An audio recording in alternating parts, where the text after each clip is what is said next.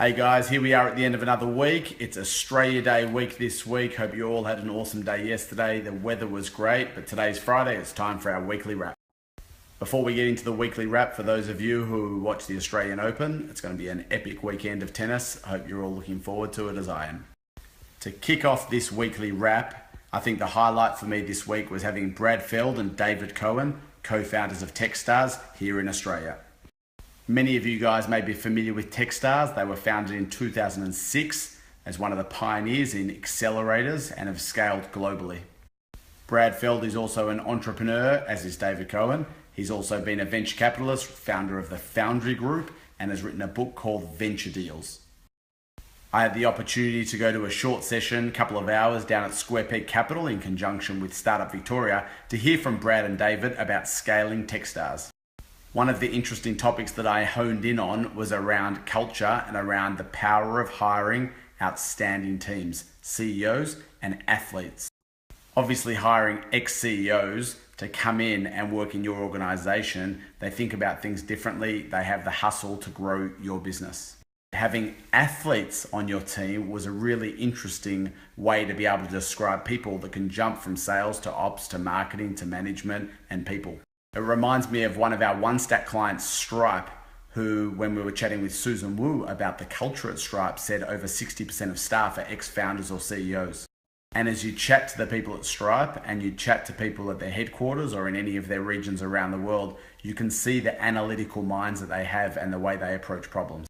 The quality of the talent that you hire as a founder in your team can be the difference between an okay business and an amazing business. Many investors look at the quality of the team as one of their highest level priorities in assessing deal opportunities and spend time with CEOs, execs, and your staff. So it's important to think of that in the context of what type of organization you as a founder want to create and the scale at which you're going to build that organization.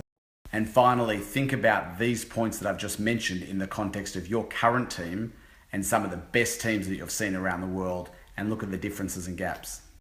Aside from the Techstars stuff this week, we also saw a corporate venture capital firm, AMP New Ventures, shut down after making only 2 investments. It's always disappointing to see venture capital firms or CVCs, corporate venture capital, leave the market because we need so much more capital to grow our market. But obviously in this context at AMP, there were bigger and broader objectives for the business and they couldn't continue to invest in the New Ventures arm. So, it's 3 weeks into 2017 and there's been over $55 million of global capital invested in Australian startups. I'm not sure if that's a record for Australian startups being funded so early in the year, but it's pretty exciting and hopefully a sign of things to come. One such business that was funded this week was a Sydney founded business called Local Measure who raised $4.5 million. The last data point for this weekly wrap, catch of the day, after buying Vinomofo, selling Vinomofo, are back into the wine business. How can we not use this final filter for the Australian Open? Enjoy the tennis, have a great weekend. We'll see you next weekend. Be happy.